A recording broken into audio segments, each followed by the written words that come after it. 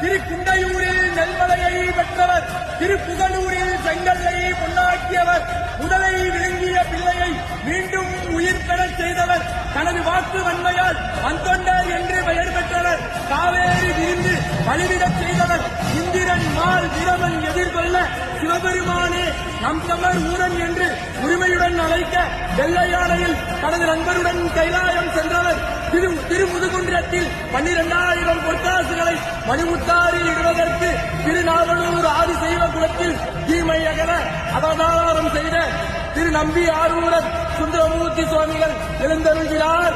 வருகிறார் வருகிறார் வருகிறார்.